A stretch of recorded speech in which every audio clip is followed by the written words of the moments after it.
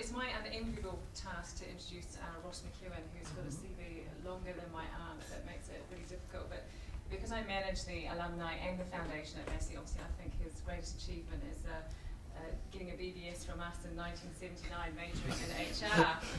Apparently, he famously failed accountancy twice. He also met his wife, Stephanie Duncan, at Massey. I don't know if the two things are related or not, and perhaps he'll tell us about whether they are. After graduating from Massey, he went on to become personal manager for Unilever and then on to Dunlop. Then he had, it looks like to me, many roles at National Mutual, probably accumulating as the general manager of financial services. He's been chief executive of AXA New Zealand. He's worked for New Zealand Capital Securities, the Commonwealth Bank, and now he's going to fix Royal Bank of Scotland. So on that note, I will introduce you to Ross McEwan.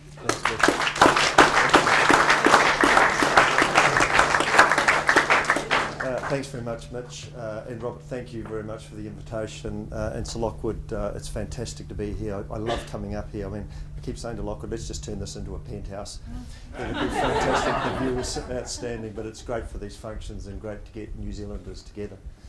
It was a great reflection on Massey when you wander back and just see what it is today and what it was before. I did note that the B hostels are no longer there. I mean, they were the hallmark of great student living at the time, where you could pick somebody up and throw somebody and they would actually go through the wall. They were that flimsy.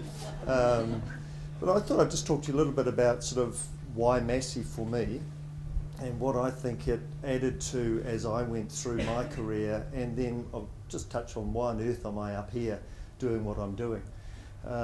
Because that in itself was an interesting journey.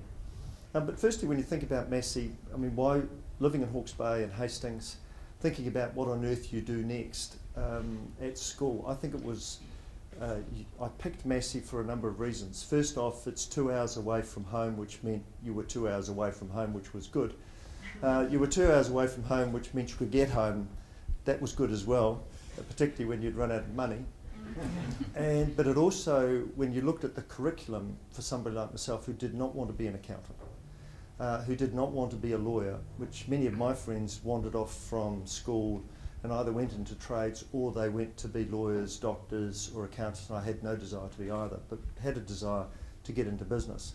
And at that time, Massey did have, I think, the very first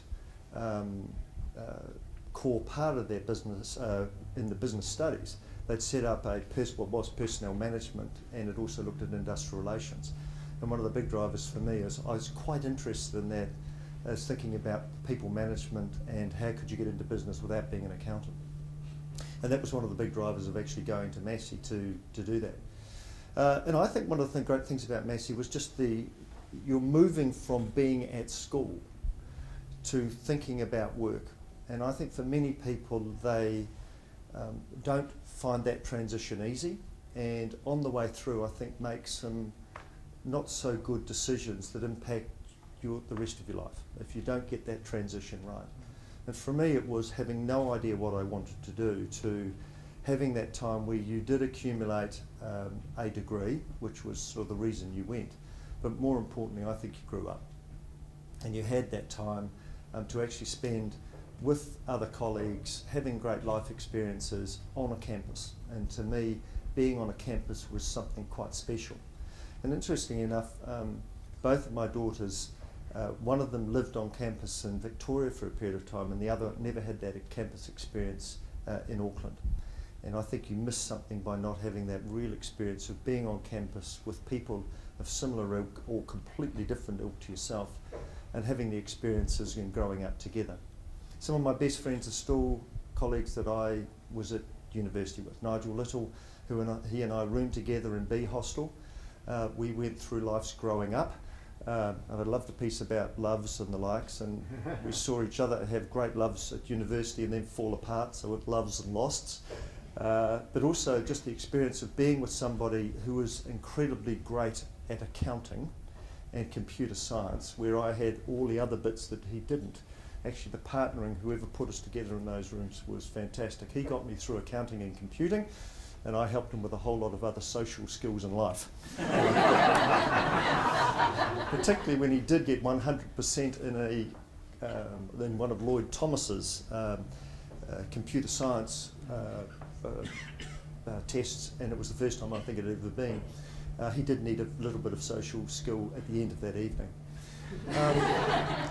But it was one of those places where you did pick up friends and learn a lot, and I think that was one of the great things I learned at university. It's not just so much the education, but it is also the life experiences you get, and I have a feeling that a lot of the young people coming through university, the pressure is so on to get that degree to such a high level. I'd hate to think that they missed out on that actually balance of life of having that time to grow up and think about what they really wanted to do. When I came out of university, and I did take one extra year, I did fail and this was in the 2000, I think it was, Massey magazine, that has haunted me ever since. Because when I got pointed up here, they went back and Google searched me, and bang, he's failed accounting twice, and yet he's running one of the biggest banks in the world. Didn't go down as well as I probably thought, but that was okay. I did take another year because I did fail one accounting paper 2 times and got it on the 3rd sit. But in those days, for me, it was okay. I was happily working part-time, or nearly full-time at a service station, making enough money so we could play basketball at a senior level. We had a great colleague, a group of friends who both went to university but also played sport together, and did incredibly well under the Massey banner in basketball throughout New Zealand. And we saw most of New Zealand through our sport through Massey University, and it was great. I think the other thing that, when you think about the transition then from university on to work, is the decisions you make about that first job that I think are really important.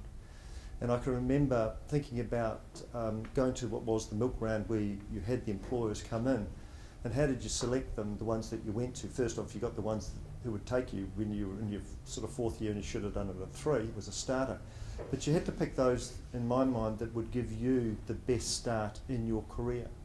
And I saw many of my colleagues go for the money rather than the long-term advantage of getting a firm that would take you through the program, which I thought would be fantastic. And I ended up coming out with the degree, and we were the first batch to come out with a degree in the personnel management major, having something like 3 to 4 options of firms to go to, all with reasonably good reputations. And I picked Unilever. And I picked Unilever because they had a reputation globally of leadership, management, and bringing people through the career program as graduates. And it was I think, a really good decision. And I've seen some of my friends who didn't go that route and took a job that gave them more money, that actually their careers didn't get that boost because of the experience that an organisation such as Unilever, I think, gave me. So you get a great background and grounding at university. Another thing I should say about the Massey program, which attracted me, you had the core programs you had to do. I think it was 10 core parts of the program before you went into your electives. And that, I think, was really broadening. So you did pick up some skills in computer science. You did pick up some skills in accounting. I picked those up 3 times over. I was quite good at it by the end. You picked up some also different skills that I don't think you would have in a lot of the programs I did look outside of Massey, so that was a key part of it.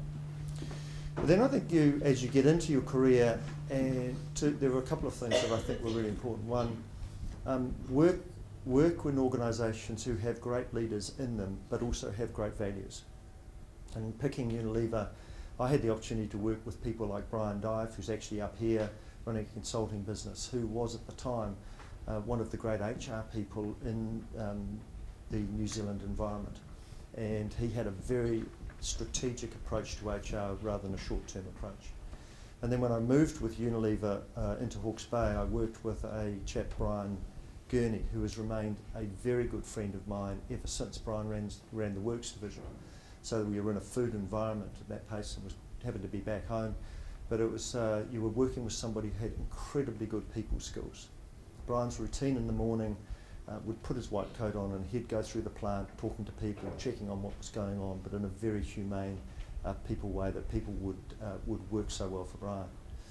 And then when you think about, so I think, work for an organisation that has a value alignment with yourself.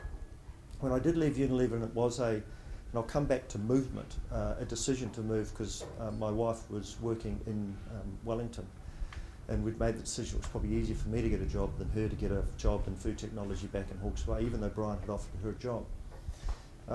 We moved back and I worked for an organisation called Dunlop. In those days that was a tyre plant out in the hut. And as I walked into the place, the people were very friendly, but you could just tell it was one of those decisions you'd made probably a little bit too quickly, and that when you walked in you just didn't feel as though this was a place for you. And it wasn't the factory environment, because I got on very well with people. We had some amazing industrial relations experiences there that you'd never have today, restructuring the incentive base of a business to get the productivity up by 40% with the works manager. All these experiences that stay with you, but had to be grounded back on, you had to have a reasonable degree that understood some of these things to move forward. I then went overseas with Stephanie, and after a period of time over here, we found she was pregnant, and of course the homing device comes on.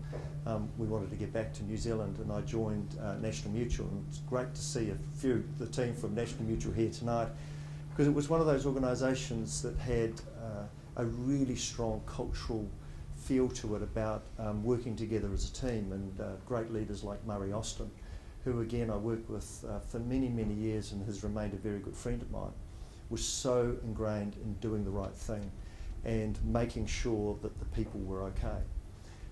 So you get these sort of individuals, and as I went through my career, I was blessed to have some outstanding leaders to work with. With the multiple changes that National Mutual went through, you start to hone some really good business skills about how do you get a business really productive.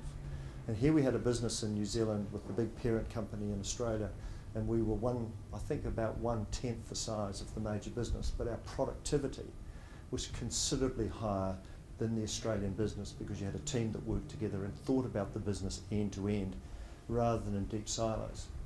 And that was something that I think New Zealanders should never lose contact with. When you run New Zealand businesses or parts of New Zealand business, you have a big end-to-end part of it, where you get into the Australian and certainly up in the UK environment, you're running big, deep parts of a business as opposed to you understand it all together. From there, I did put some money into First NZ Securities, which was the largest share broking business in New Zealand. It was the worst time that you could ever put any money into one of those things, yet we actually, that year, the market completely collapsed, and we still made money because the innovation of the team that we were with actually turned that business we found some really strong assets inside that business that actually, one of them ended up here underpinning a lot of the financial service market up here in the UK, and I run into people from that business up here today. And I went after that off to ASB, and I worked with a chap, Hugh Burrett, and if those of you who met Hugh, was in ASB from, for 40 odd years. He was, with Ralph Norris, the pair of them built this business over many, many years. And he was a great people leader. You'd get a call from Hugh on a Friday afternoon as he was driving off down to his beach place. How was the week? All the personal contact pieces. How was the week? What was such and such? What are you up to this weekend? The personal contact was so you did a lot more for Hugh than you do for anybody else. And then I got the opportunity to go to CBA and then started working with Ralph Norris. Now, Ralph is the businessman of the decade for New Zealand. It was the Deloitte's marketing magazine businessman of the decade, and it's for very clear reasons he is that. Not only is he a great businessman, and a great strategic thinker, he's a great people leader. And again, he makes the decisions around values of an organisation. And from there, I moved across here. I didn't get the big job at CBA. Another good friend of mine, Ian Nareve, got that job. Close fought at the end of the day, and then you're sitting there saying, what do you do with yourself? You've run this retail bank for 6 years. It's the best thing you could ever run retail bank-wise in the world. And my wife and I are sitting in New Zealand over Christmas in 2012, and I said to her, look, I'm going to run out of steam here. It's been 6 years, I'm getting bored, I'll become a nuisance to everybody, what should we do? And she said, well, who would you work for? I said, I couldn't work for another bank in Australia. Once you've built the best, I just personally could not move across. And without a word of lie, I got back on the 16th of January from holiday, and I got a phone call from a headhunter, and we talked about only 2 firms, and one of those was the Royal Bank of Scotland, and another was a big American bank that was having difficulty. And I got a call from the headhunter saying, look, I'm recruiting for the Royal Bank of Scotland, retail head, would you be interested? And I said, this is like an epiphany, because I had never thought that, over Christmas we'd be thinking, and all of a sudden you're getting the call. So I came up and had a conversation, we ended up joining. And within 10 months I was running the business. And it's an amazing business. Before I get into the business itself, I just want to talk to you about a number of sacrifices I think people either make or don't make in life around their choices of where they work and the experiences they have. If you notice about that, I've moved from Hastings to Palmerston North to Wellington, Wellington to Melbourne, Melbourne back to Wellington, Wellington up to Auckland, Auckland to Sydney, Sydney to London. And each of those decisions, other than the first 2 where I was on my own, each of those decisions has been a together decision. It has been a decision by my wife, Stephanie, who was the best thing about Massey. I met her there. But those are decisions you make together and as a family. And every one of those has been a decision that we've made, and we've come to the conclusion these are great experiences and adventures in life. And if you don't take those, well, don't expect to keep having the great adventures in life and the experiences that you build up as you build a career and a portfolio of career if you're not prepared to take some sacrifices. And I think it doesn't matter if it's sport or business or politics or anything you do, there has to be some sacrifices that you take in life. And that's certainly something we've done together, but grown enormously from it, and so have our children. And people say to me, but I can't move for my children. Well, we've moved our kids, I think, 6 times. And if you meet them, they're absolutely grown up and living the life and mature in the way they approach things because of the experiences they've had with mum and dad as we've all moved around.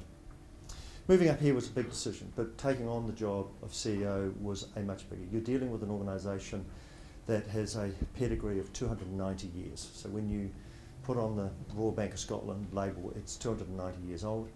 It's steeped in history up in Scotland, and it's an accumulation of brands over many years. So you don't take it on lightly, because you are wearing with you all of that, what that means, particularly to the Scots and more so, and also to the UK.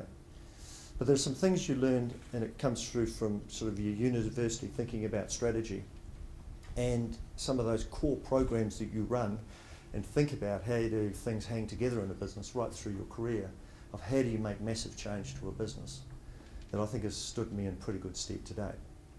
This was the largest bank in the world. It had a balance sheet of £2.4 trillion. It was in 50 plus countries around the world.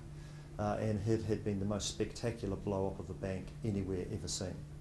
Stephen Heston, my predecessor, halved the balance sheet and I think did a stunning job. People say, why do you support Stephen? He did a stunning job.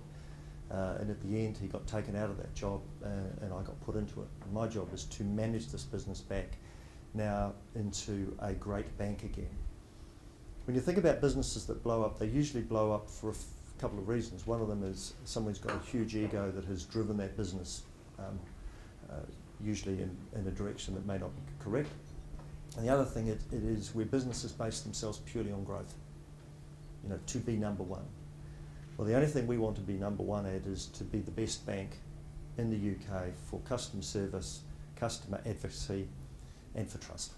And if we get those things right and we get our people behind us, which they're starting to come on board, with our employee engagement scores now higher than they've ever been in the last 6 years, they will translate into doing great things with customers, and we will change this industry purely because what we choose to do with customers, because customers like it, and in the end the shareholder gets looked after. But it is a big transitional program. It is a massive change in the business. We are coming out of something like 27 countries at the moment. We're going to halve the balance sheet in my time again.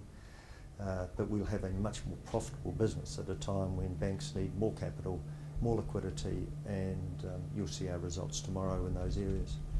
So great experience. It's one you just wouldn't miss. I've got this little thing in my office that says living the dream.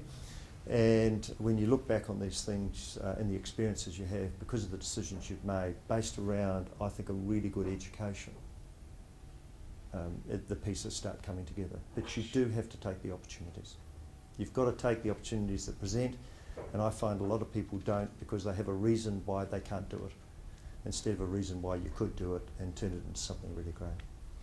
I'm having a great time up here. My wife's having a great time. Our 2 children, who are now well and truly adults with partners, are having a great time living the dream of London and working in our business that I can see that we will turn it to being one of the best banks again in the world, but it won't be the biggest, and I really don't care about that. We look after our people, we'll look after our customers. We will change the industry up here, because some of the practices in this industry I couldn't believe when I got here. The fact that you'd give somebody who's brand new to the bank as a customer a much better rate than somebody who's been with you as a customer for 30 years, I find it horrid. The reason why you'd, in the insurance industry, give them a really good premium in the first year and then hike it up 50 to 100% the second year because they were valuable and they stayed with you, you put it up by 100% or 50%, I find that abhorrent, and we've just put out a policy that says it's 3-year flat to get rid of that.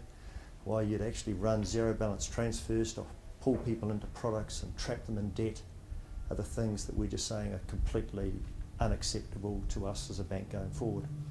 We're having fun doing it, our people love it, our customers are enjoying it, and we're seeing the service levels come up. So enough of that. Massey, thank you very much. A great foundation for me. Colleagues that I still have major contact with, and I would class as some of my very best friends. Lockwood and I did row together. He was much better than I was. The only reason I went to Lyell Bay, for those of you, has anyone ever swum at Lyell Bay? Yeah, Lockwood, I see your hand. Nobody swims at Lyell Bay. It's too jolly cold. And the reason I went life-saving there is I thought nobody's going to swim there, I don't have to save anybody. We're going to have a great time. And we met great people like Lockwood, and John Kearns was there, he's a great mate of ours, and we had a great time doing that. But I think it is about the experiences of life. I'm going to stop now, and if you want to take some questions, whatever time you've got, and then we've got results tonight, so as I said, we're heading off. I'm heading off at about 5 to 8 to get on the phone at 9 when all the markets are closed, just to update our team on what the results look like. I had this thing here, and then I will shut up. One of the things that I've found in business is people complicate things too much. Would that be fair? I mean, absolutely. We have this tendency, because people have got big brains, to really complicate the hell out of something that could be quite simple. And I stole this. I actually stole this triangle off Jaguar Land Rover, who I think are a fantastic firm. And they had a triangle not too similar to depict what they saw as important in their business. And I stole it and put it together for our business with our team on what are we trying to do. So what's our ambition? Number one, for customer service, trust and advocacy. Every one of my staff would know that. And it's showing up in our employee engagement when you say, what are we after? What's our ambition? Bang, they'll go after it. Very simple. Secondly, what's our purpose? To serve customers well. Now, every business can say that. Absolutely every business can say that, and it comes down to your implementation of your strategy that's really important. Our values, incredibly important in this business, given that we blew up. Given we blew up and we nearly took the UK economy down with us. Simple things like serving customers. That is something we absolutely value as a business. That's what drives us. It's really important. Working together. This business never worked together. It worked in silos. We'd cut each other's throat to get more business from each other, as opposed to facing the market. Now we've got teams of people who just love working together, doing the right thing. And we've got this little yes check for our staff. If you're struggling to make a decision, what are the 5 questions you need to ask yourself on the yes check? And again, it's 5 little questions. And if you can answer each of those, and I recently said to somebody, have you run that past the yes check? How did it feel? And he said to me, I have. It feels okay. 2 days later, I upturned the decision and I said, I've run it past the yes check. Let's have another conversation. I don't think it passes all of them. I don't think it passes all of them. And we upturned the decision, went back to a customer and said, actually, or a major client of ours has said, bang, we just don't think we've got this right.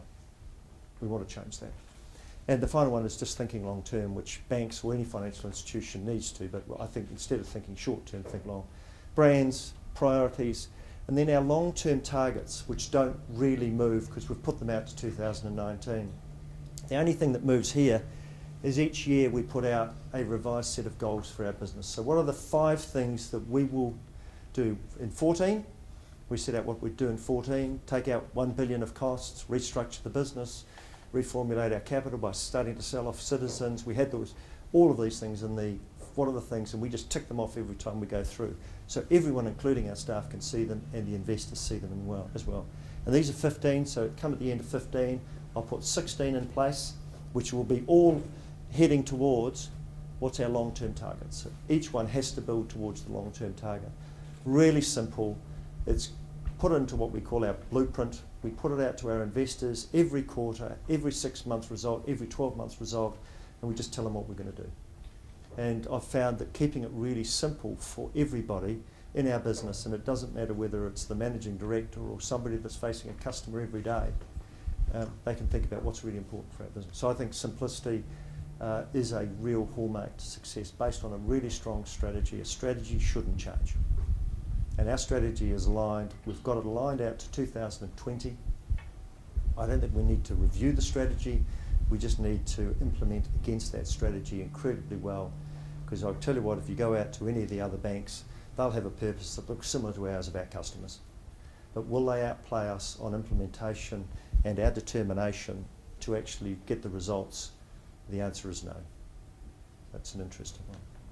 Something I picked up from dealing with people like Brian Gurney, Brian Dive, Ralph Norris, Hugh Burrett, Murray Austin. Some of these people are fantastic implementers of business strategies, and that's all we run. So I can articulate that, just pull out when I'm talking to staff, right, what are we talking about? Bang, off we go.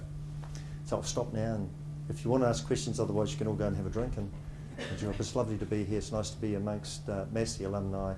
And again, Lockwood, thank you very much for the opportunity to be up here in this. I'd love to turn it into a penthouse. Thank you.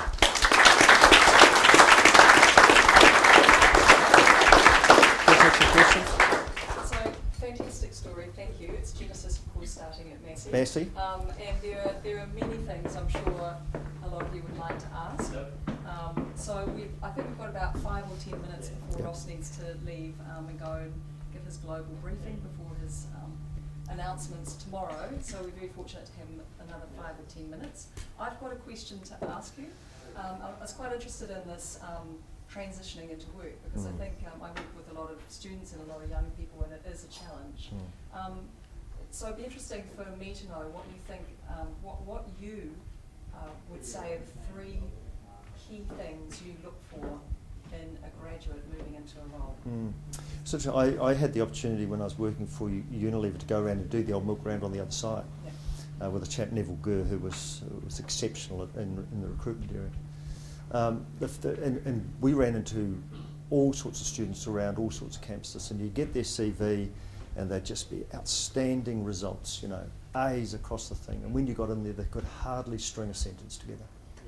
Right? They could hardly string a sentence together. So I think when an employer is looking, particularly for a general graduate, they're looking for a balance. They're looking for, have they applied themselves? I probably would have failed on that test, but have they applied themselves? Do they have a balance in what they're doing? Do they have things that are going on outside of their just student life that actually makes them broader, which means they'll connect into the people here? And you'll look for attributes. For example, for us would be a service delivery attribute. What is their focus around? How would they work with customers? And how, against our values, how would they actually work together? Is this somebody that we could see working in our business, working with our wonderful people to work together to get the results? Would be things we'd look at.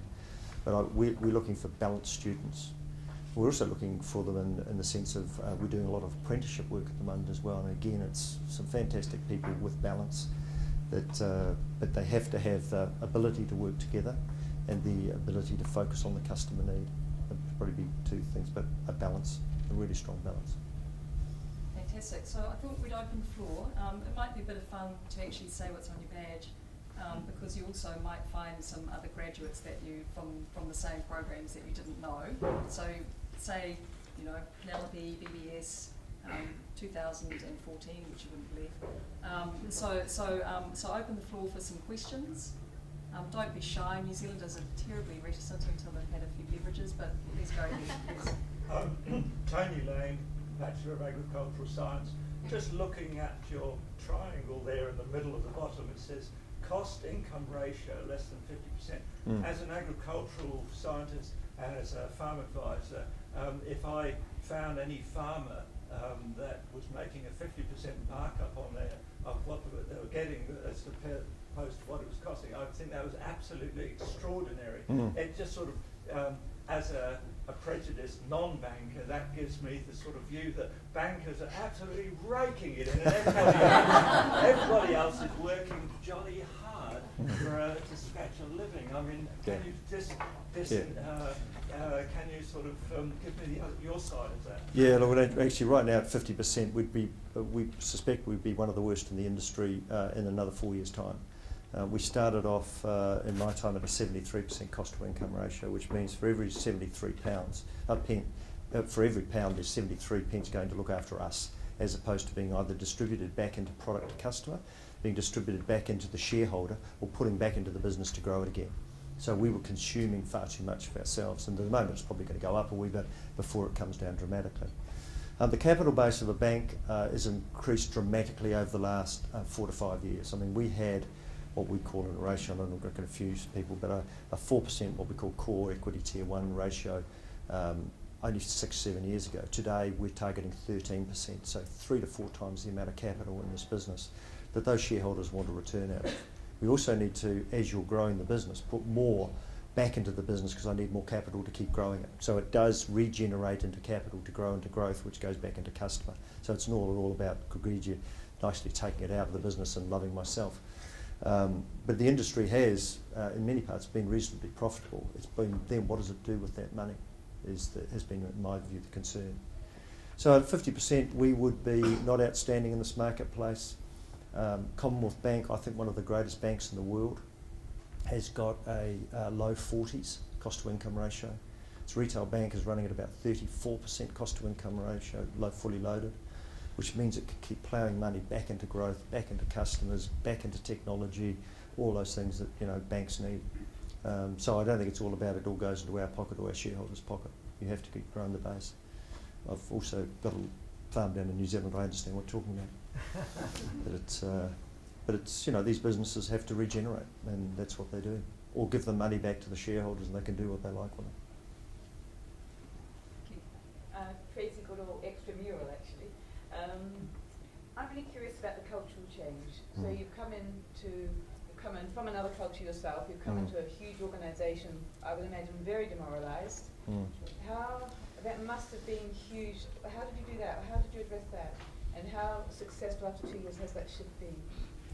Yeah, Tracy, it was an interesting one. When I joined, of course the business had been knocked around pretty badly. I mean, you're taking a balance sheet, halving it in Stephen's time is no mean feat, and taking losses year after year.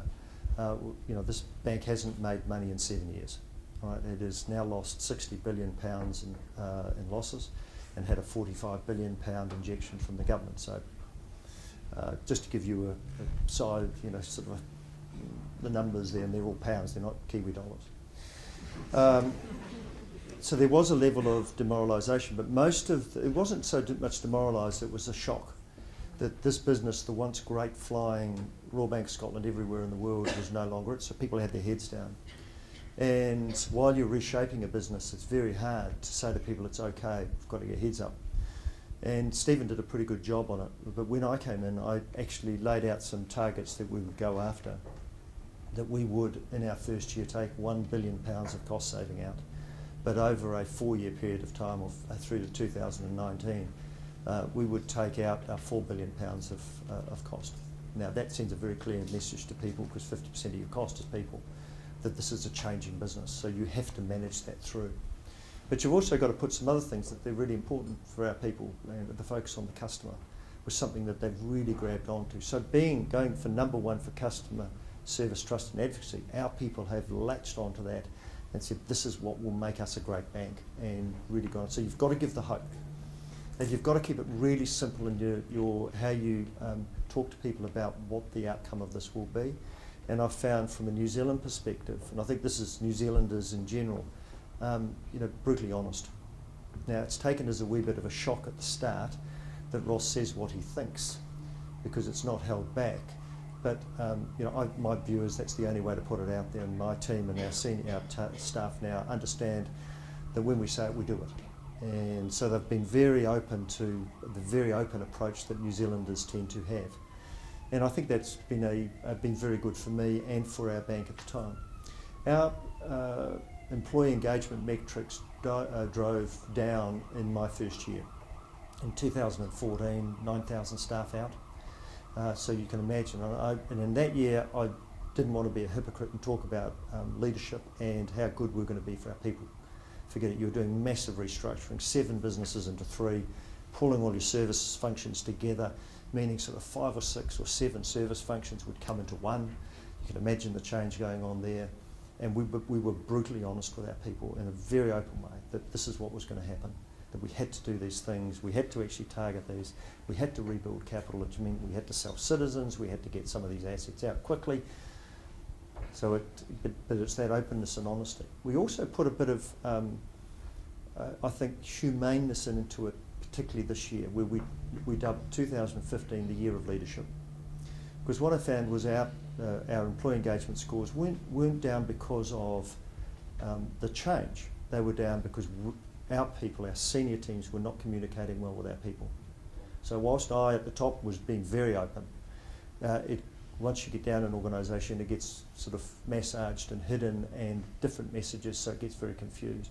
So this year we've called it 2015 Year of Leadership. We've got a very strong leadership program called Determined to Lead running through the business.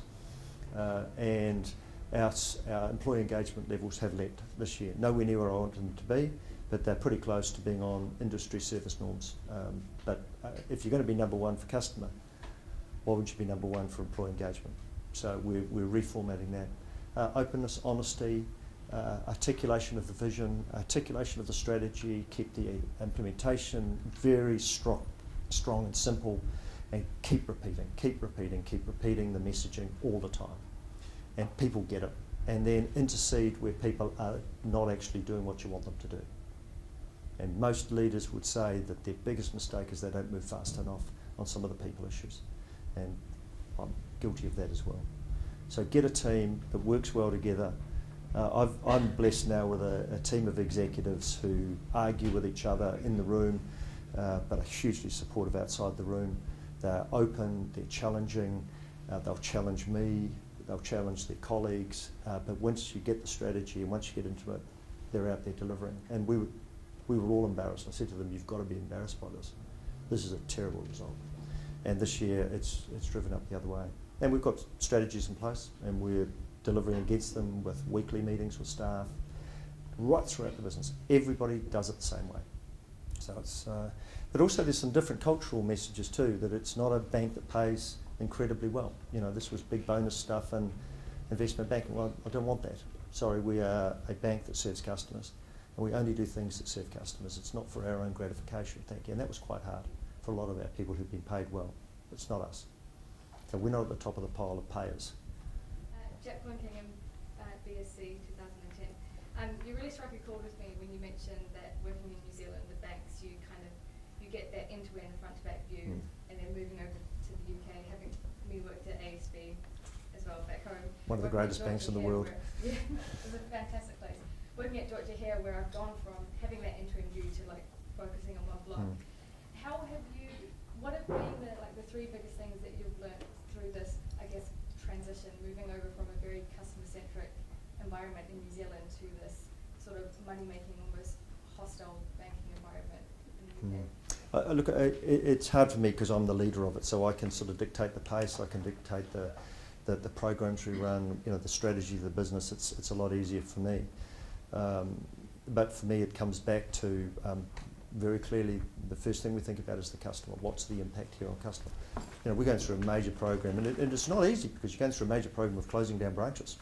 So you say on one hand you're looking after customers, why are you taking that last branch in town out? Well, actually nobody's using it. And now all our customers are online and we're investing heavily there, so you have to keep The key part is keep the focus on the customer end of this thing here and think about it. I take pieces, look at a customer journey right the way through. Now over here they don't. They go into a little bit, which is 20%. They say, wow, I've done a great job. I've reduced that process by 20% or 25%. And you go, wow, fantastic. Well, actually, if you took that, it's 4% of 100. And you've probably messed up the other 80% of it on the way through. Quite seriously. So I'm driving this end-to-end view for the bank, which will, in this marketplace, I think be outstanding, because I don't think any of the other banks, they're still very deep in their silos. And our teams are thinking now end-to-end. And I take interest in these things. Each month, there are 2 big programs we're running in the businesses, and I sit on the service committee with them and chair it, and I want to know what's going on in these end-to-end processes, which is very hard for them to sort of drive through. But if the CEO doesn't do it, who is? But look, I don't know what the secret is. Probably for me, I've been in businesses like ASB, which is still a world-class, if not one of the best banks in the world. And you come in then to transform with Ralph Norris CBA, which again now is one of the great banks in the world. We're just thinking, start with customer, great strategy, great implementation, and just keep driving hard every day at it. Never give up.